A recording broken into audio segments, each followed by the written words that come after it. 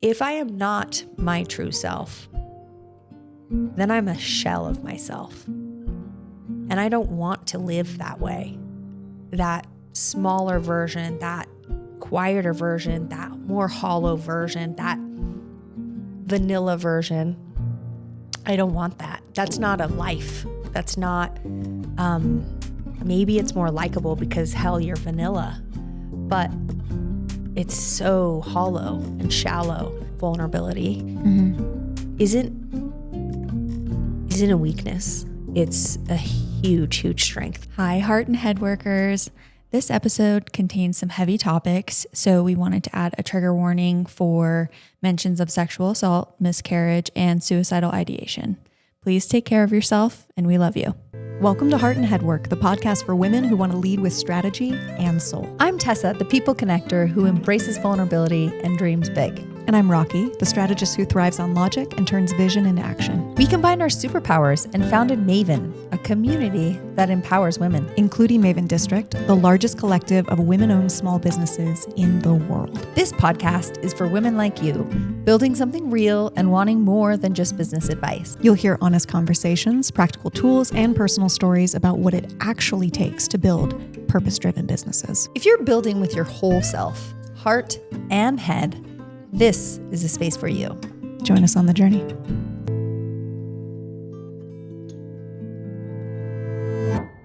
Hey everybody, this is Rocky Donati. I am honored to introduce my business partner and a very close friend who, dare I say, may be a best friend, but don't tell her that. She might get overly excited.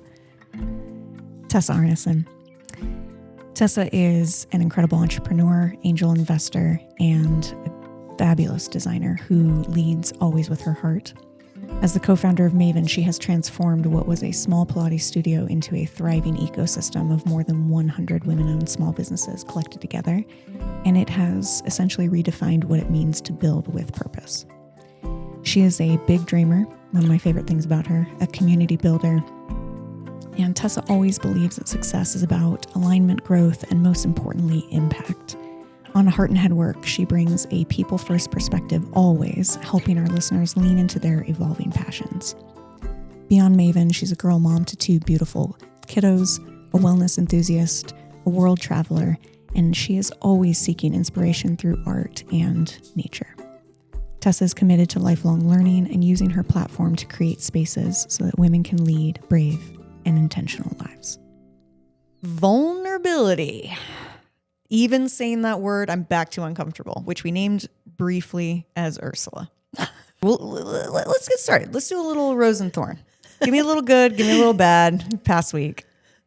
Also, it's just so funny to see you uncomfortable since you don't get uncomfortable all that often. I do not. Put me in a business meeting, which is what we are in right now. And I am good to go. That's why you're doing rose and thorn. Okay, here we go. Give it to me. Okay. I love this. I love this game. I play this with my cute, tiny little children at the end of the day. And this is a way for us to reflect on our day. My rose was quite adorable and involved my 4-year-old. As you know, I was sick over the weekend and I had to snooze her all weekend. She wanted to play. Mommy, come play with me. And one time it was really quiet and I come out and there's toilet paper all over the house. All over. And it's 5:30 p.m. The sun's getting ready to set. It's beautiful. And she comes around the corner with this smirk on her face. And I say, Liv, did you do this? And she said, yes, I did. And I said, why did you do this? She said, I had to make sinoculars. I said, you got to make sinoculars? And what she was saying was, she had to make some binoculars, so she needed the paper rolls from 2 toilet paper rolls.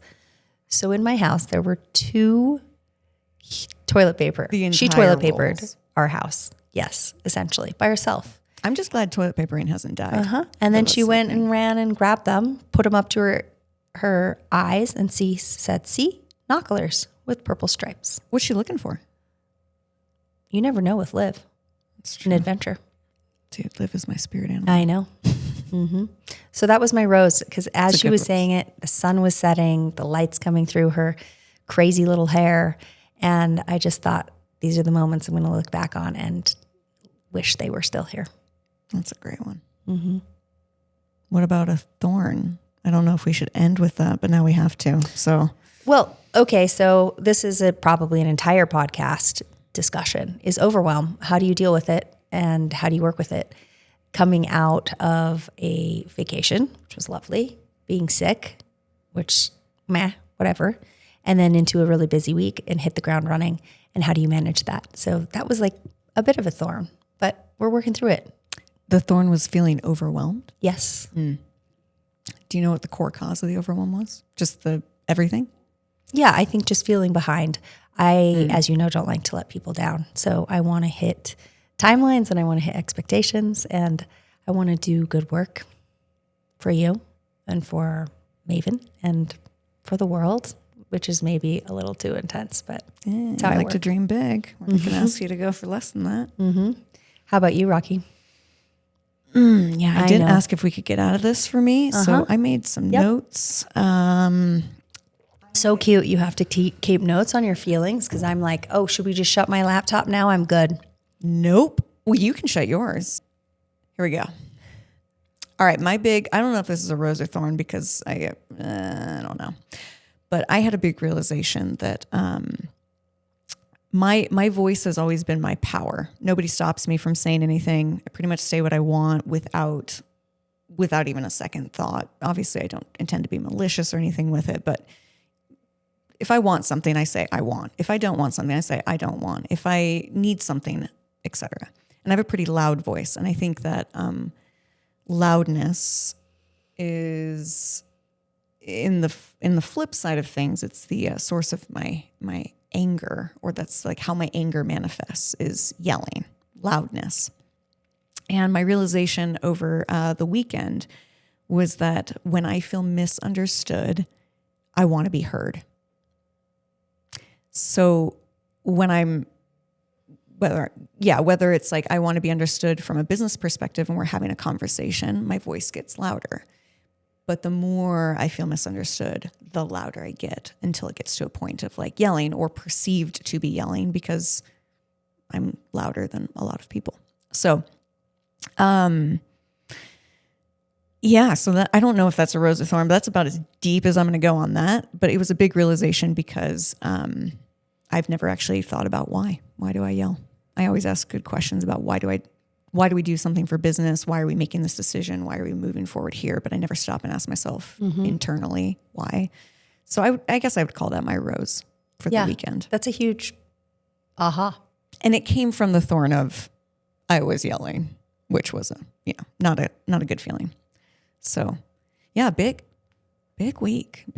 That's big. Yeah. I like to call it big, right? And you know when I'm in the exact same position, I wilt and cry.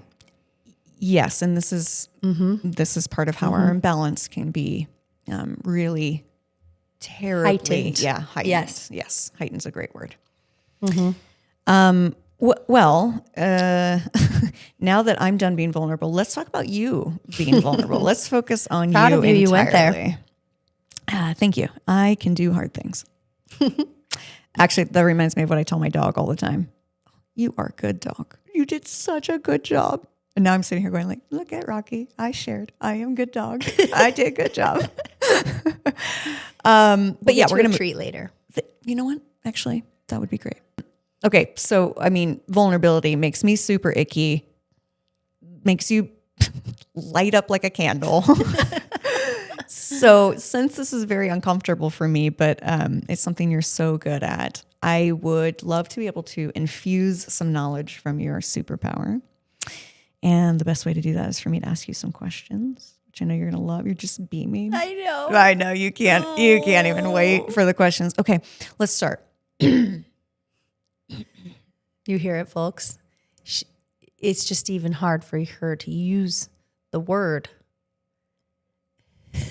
vulnerability. What does vulnerability actually mean to you, and how have you become so comfortable with leading with it, because it is literally the caboose of my thought train. What it means to me, I think ultimately, like, as I've mentioned, we all want to be loved and understood. So your rose / thorn of that being understood. I think one of the quickest ways to do that is to be vulnerable. We all have different experiences, but we all have the same feelings. So if I share something with you that is really tender or special to me, like that moment with my daughter, by the time I have finished the story, there is usually a bit of connection there that people, even if they don't fall in love with me, they understand me a little bit better. And I think that is why I see vulnerability as a superpower and not a blockade. This feels like the complete opposite for me, that if I am vulnerable, I have actually not been met with understanding. I've been met with misunderstanding. I remember being vulnerable as a kid, and, because you don't know any better as a kid, you just are who you are for the most part. And then things break you down and kind of shift you and turn you into a different version of yourself. And I feel like when I was vulnerable as a smaller child, there was kickback to say no. Like, vulnerability is not a good thing. So stuff it down, do something different. And for you, did you have that? And then you just decided to stick with it? Or did you have some opposition that was saying, this is really good for you to do, keep leaning into it? It's interesting because I don't think I got any different response to it. I mean, I was I qualified myself as a big feeler. As a little kid, I thought something was wrong with me because my feelings were so gigantic and so hard to contain. So I did cry a lot, and I did have a hard time managing my emotions. They were always just right at the surface. And I got probably similar information to you, like, okay, that's enough crying. Okay, can we move it on? So okay. This is why it's your actual superpower, is because even though you were getting the negative response, you leaned into it more. I don't think that I leaned into it for a really long time. I do think I did try and stifle it. I've told you the story of being called bossy when I was 7. And while that wasn't me being vulnerable, but it was me being, as we said, little kids are their true selves. They're big and bold, and they're, toilet papering the house and making binoculars. And at 7, I was a leader already, and I was raising my hand in class, and I was telling people what to do and how to line up, and organizing games and connecting people and putting them together. And my best friend's mom said, "You're so bossy." And I didn't even know what that meant, but I knew that that wasn't good. And so that actually started quieting me down quite a bit. I stopped raising my hand in class. I started being ashamed a lot more. I started being embarrassed. And even when I say this, my like little arm pitties get sweaty thinking about that time and that like smallness that I went to. And I think only later, through things like sport, that was a really easy access point for me because I had a lot of power on the soccer field. I was a tennis player. I was a track sprinter, and I had a lot of success there. And there was just a lot of places for me to be a leader in those areas. And I think that's when I started leaning back into, hey, I'm actually great at, recruiting people to an idea. The connector. The connector. And I really went away from a really long time, And then little pieces, the world still will pile up on top of you. And, there was a big moment for me at 19 when I was sexually assaulted that I thought, I'm never going to speak my voice again because,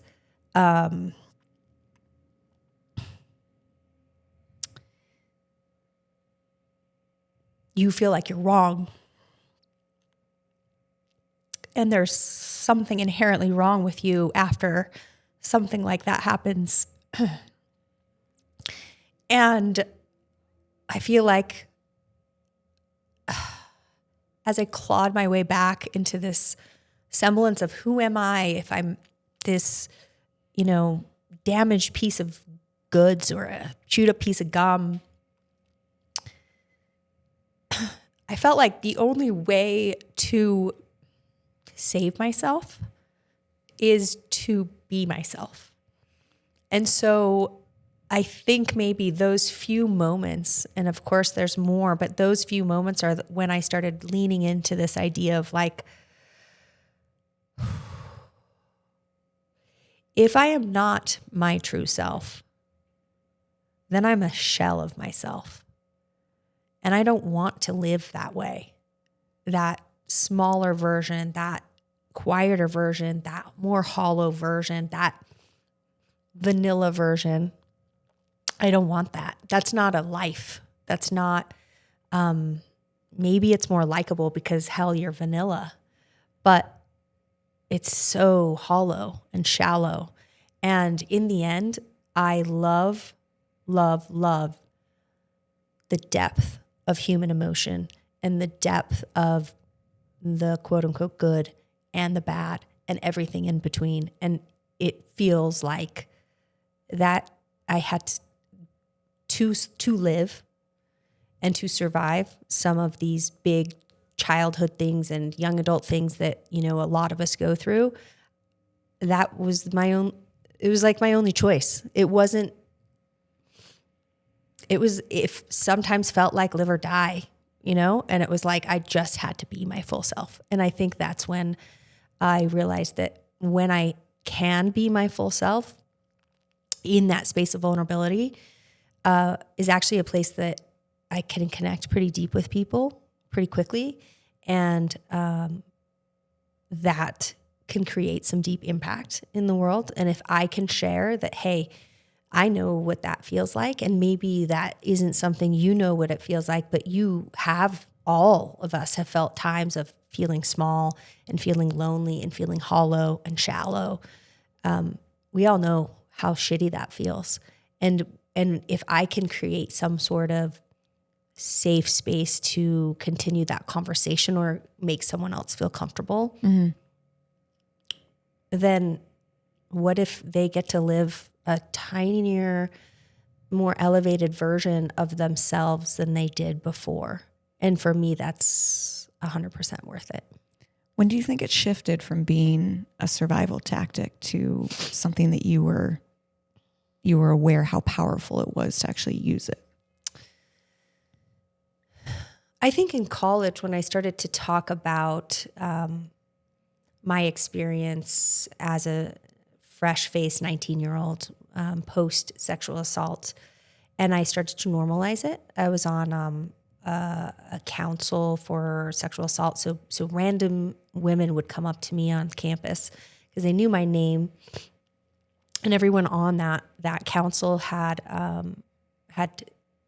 been through something in that nature, and they would come up and just tell me their story. And they knew that I would listen or connect them to a resource or just hold their hand while they cried, because a lot of times I was the first person they'd ever told.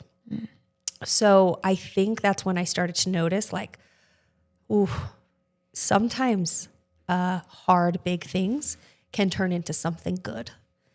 And that is when I started thinking about, okay, storytelling through vulnerability isn't a weakness. It's a huge, huge strength that not everyone has access to, but I do. And it's an area of comfort, or sometimes it can feel like bravery, that I just can tap into. And every time I do it, I also feel like I'm healing a little bit of myself, speaking it out loud. I think, from a business side, the vulnerability that you're talking about is on this personal side, what do you think has been the perception of your vulnerability? You know, these women would come to you and you would feel great and they would feel great to be able to share and connect. Did that exist for you in your early business life? If you were stepping into this version of yourself that felt true, but yet at the same time, where was the place for vulnerability in business for you? Was it met, loved, hated? No, I mean, I think in the beginning it was very much, do you remember the Life cereal commercials? Little kids dressing up in suits? Yeah. Yeah. So that was how I thought of myself as a young adult, you know, when Were you in a pantsuit? I was in an Express, you know, whatever those bell bottoms, pants were. What the camisole? I silk. don't know. Yeah. Polyester, Express with a camisole or a silk button-up shirt, and that was you my look fly. that was my fit, as the kids say. I'm Immediately not a kid, cool. so I literally Okay, all right. don't know what you're saying. But Okay. But yeah, okay, I'm envisioning you. And so I didn't actually lead with a lot of vulnerability then, because it was very much, I was young. I was selling kitchen cabinetry was my first job, as you know, working with my dad's company. And I was selling these very expensive goods to older rich people. And I had $0 to my name. I always had to write my checks with the post-dated, so my tenant or my landlord wouldn't cash it on the 1st. I would write it for like the 6th. Wait, what's a check? Exactly. So I was scraping together. So there was not a lot of vulnerability there, I don't think. But at you're all. still vulnerable in your personal life at that point. Yeah. And you just didn't translate it Not in the at beginning. all. Shut it down. I can relate to this. Yeah. We're back on track. Because this is what made me really good at sales. I could throw on a mask pretty easily and mirror. I can connect really easily, and it's not always through vulnerability. It's often can be I can chameleon. Yeah, right? Yeah. So that's where it stayed separate for a long time, and then I think slowly over the course of just maturing and growing and becoming more of a grown up instead of what I thought of myself as a fake grown up at the time, you know, in the Life cereal box commercial. And it started to weave into, particularly when I bought Ninth and Ninth Pilates, our first studio. And there I just was now in a women-led culture. All my instructors were women for the most part over the course of the last 13 years. And it became this like much safer place where I didn't have to mask. And I was like, why? I didn't tell anyone I had a miscarriage in the studio, because that's right around this some early times, for 3 months, which is that is a different version of me. That's 10, 11 years ago. And so I was walking around with a shattered heart. I was barely surviving. I mean, I had black sunglasses on. I cried every day by 3 p.m., was on the couch crying, and nobody knew. And those started to get uncomfortable to keep separate. And I think as we leaned into, okay, what does it mean to create a safe space and create a container? And it started to land through, you know, my own work. I was doing healing, but also what I wanted to create for our people was, hey, if I want you to show up as your full self, like safe space, brave space, safe space. We use that term all the time. Why am I not doing that for myself? Fair. Right? Yeah. And there was a moment I told my staff at a Christmas party that, hey, I just finished the hardest year of my life, lost a baby, and they were all shocked because I hadn't told any of them. And they were like, why wouldn't you tell? A lot of them were moms themselves. So many things to relate to there. And I just slowly started sharing on both sides, work side, studio side. And it just started melding where like, oh man, that feels way less exhausting to not be two different people, a work person and a outside of work person. The real person. The real person. The real you, which you thought was less than at the time, somehow supposed to be hidden. Yeah, because there was one time I did receive pushback on it, and I was vulnerable and shared something big. And one staff member once, and it only happened once, but it wrecked me for a while. And she said, you were so public about this. I remember this. Mm-hmm.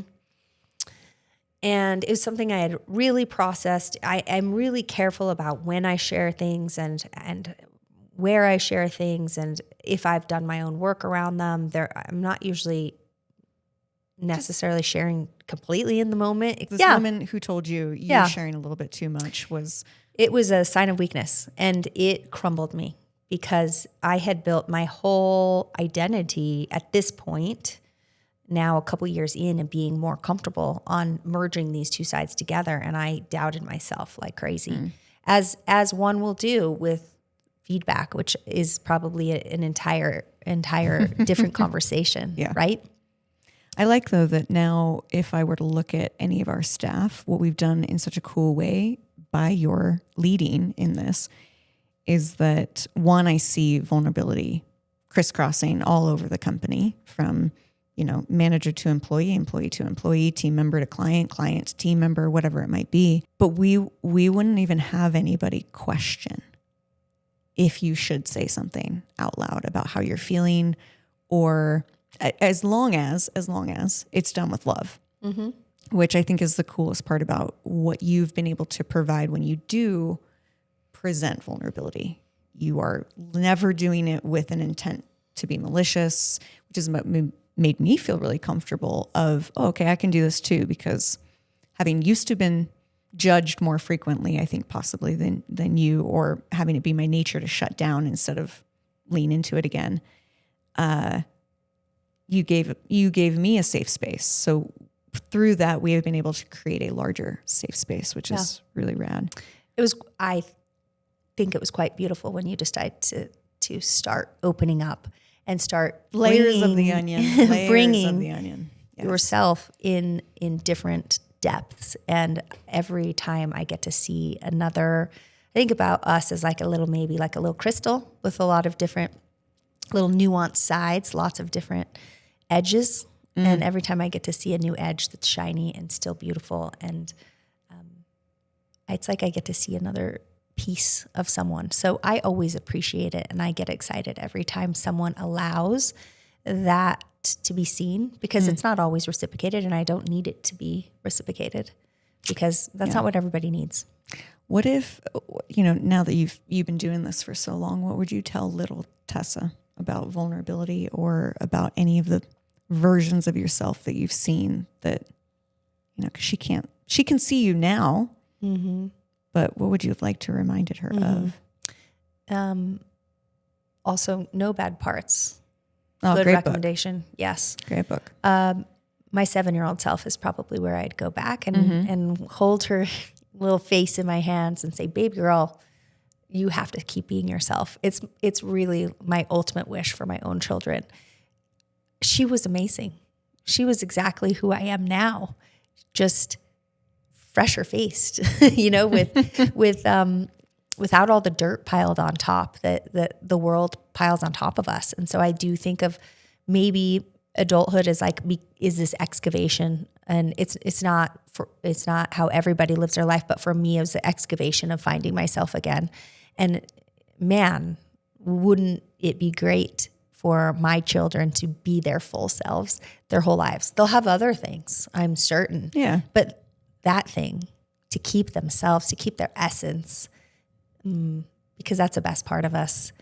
And when it shows, it's just magnetic, right? With anyone we see it on, anytime we see it. And that's what I wish, or that's what I would tell my 7-year-old self. I like it.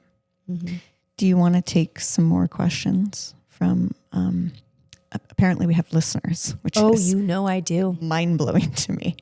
Thank you. Thank you, Mom. Just kidding. This is actually not from my mom. But I do know she's listening. How can vulnerability help with networking and building meaningful business relationships? Well, I think I mentioned it's a quick way to build a bridge. So if you can create connection with someone,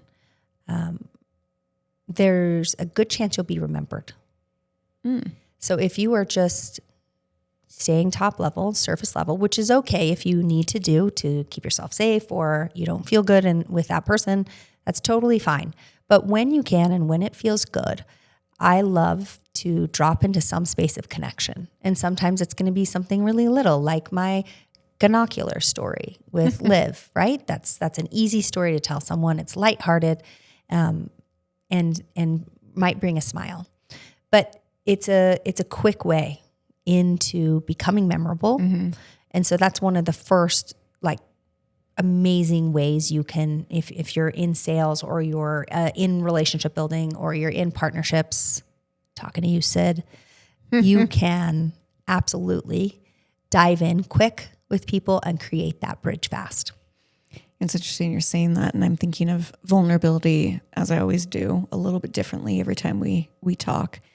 And I actually think in a lot of ways I was being vulnerable in business by being direct. Yes. By actually, the nice part about that is being direct is a strong connotation. So it doesn't have the same negative connotation that vulnerability often carries. But that idea of, this is what I want, this is what I need from you, this is what we need to do together, and being able to say it really succinctly is actually a form of vulnerability. And you're actually getting what you want in a business setting much faster because you're not going through let's do the PC version of, okay, and maybe if we, and what about if we could, and that sort of back and forth that has just layers of superficiality to it. The deepness and the meaningfulness of, hey, I want to be your business partner. Hey, I don't like that idea, but can we talk about how we can make it a little bit different? This is what makes me uncomfortable about it, et cetera. So I dig that. Clear is kind. Clear is kind. Mm-hmm. It's one of I love your clear communication. I don't read into anything that you don't say, and it really helps me understand you because you are. And you know how I love to be understood. Yes, because you otherwise do. I yell, apparently, because when I'm misunderstood, I yell. You're clear. Well, you're direct, and I think when you can do that, it can really help people get to the root, right? So I do see it as I love that you're expanding this version of vulnerability because, as we know, it could have been looked at as a weakness potentially before. Yeah, or even the negative, Yeah. We have another question. This will be the last one.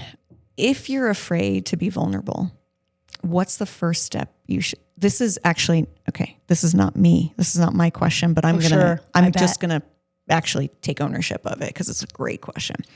If someone is afraid to be vulnerable, what's the first step they should take? Well, to accept the fear. Fear is always going to be there. It's not going away. So no, acceptance is like a first one, and looking right at it. And then I would say baby steps, like try on a really sweet, easy story, like the ganocular story for me. That is an easy, sweet story. It's not, you're not talking about your sexual assault to a stranger. That's a lot for someone. But show some intimate detail of your life with someone that feels maybe still a little tender to you, but not hard and big, right? Just tender as in could be sweet, right? And I think that is a nice way. Like you telling me about your routine of training your dogs for 15 minutes every day and some of the cute things you say to them. That is my dog voice. Yeah. It's adorable, right? So that's enough, right? And that's not sharing any big, scary, hard secrets. That is sharing a part of you that you love. That's a part of you that may be easy to talk about. This is like how we talk about in the studio, the Pilates studio. Find a spot you can fail because this is an easy, small spot to Find fail. a spot that you're comfortable failing in. Yeah. That's the baby. Yes. At the baby studio, step. you might fall off the BOSU, but it's only a 6-inch fall. So that's a good spot to practice failure. This is the same sort of thing. A good spot to practice vulnerability is something small and something easy, but maybe still something like sweet to you, Can right? I share? Like your puppy love.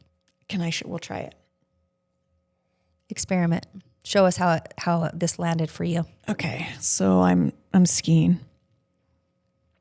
And I just love skiing. I don't know what I look like. I don't know how I'm doing. I just know I'm like fearless in skiing. I was at the top of this mountain and I was like taking a break, and the feeling was, when I am myself, I feel really comfortable. It feels like home. Actually, no.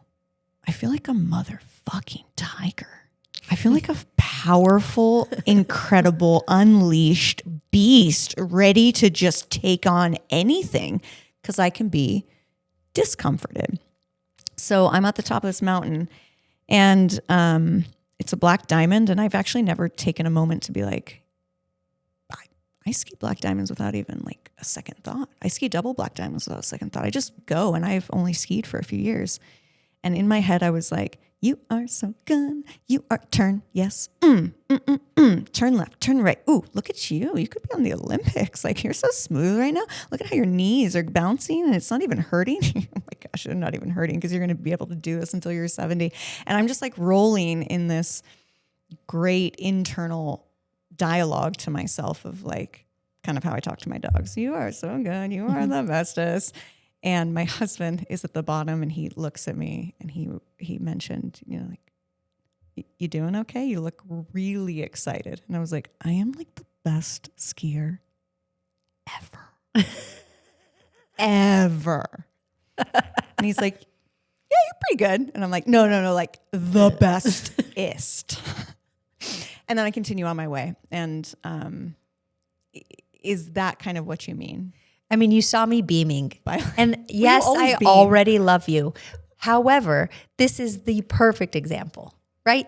Because I don't care if you ski or don't ski. This is somebody can relate to that feeling. We can all relate to that feeling of being a free fucking tiger. Yeah. Right? And that, like, I might have not conjured up skiing. I might have conjured up running through a field or something, right? Or getting to the top of the mountains and raising my fists and being like, hell yeah, made it to the top, didn't die. And that's just that relatability, right? So you can say vulnerability is really close to relatability, but vulnerability has a bit more weight and a bit more power to it because it's your full self rather than your masked What do you self. feel? What do you feel in your body when you get vulnerable? Because I just got a weird, chilly vibe in my cheek area, and I'm a little sweaty. So I'm feeling very vulnerable. I think it's cool that you're feeling something in your body because we know that is Challenging. new for you, only a couple years old. So it depends. It depends on the vulnerability and it depends on the landing. But I think sometimes I feel lighter. Oh, like physically. I have a lightness, and then a lot of times I can feel like a little exhausted, sure, but also this like stand up, or I am a little bigger, I'm a little taller after. And yeah, of course, sweaty's also going to go with that. Okay, I can relate to this. This is when I'm like, remember I'm 5'7"?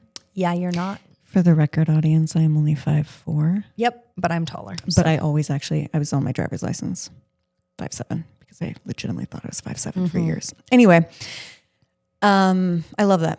I love that you feel lighter. I think that's a good thing to endeavor to, because my translation is I can be 5'7". I can be 5'11" if I want to. And the more that I lean into being vulnerable and sharing stupid stories about the internal dialogue of my stream of consciousness while skiing, the more that we can, feel more like ourselves. So I love that. And I always appreciate how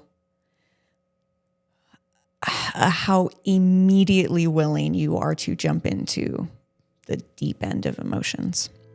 I think that's been a very helpful thing for me, because it's like having a life raft, because I don't want to be in that deep end. You're not alone in the deep end, I think is big power of the vulnerability is like once it's out there, Yeah. especially on a platform like this or even just one-on-one, you personally feel less alone, but you are probably making the other person feel less alone. Okay. Well, then I did good job. You did good job.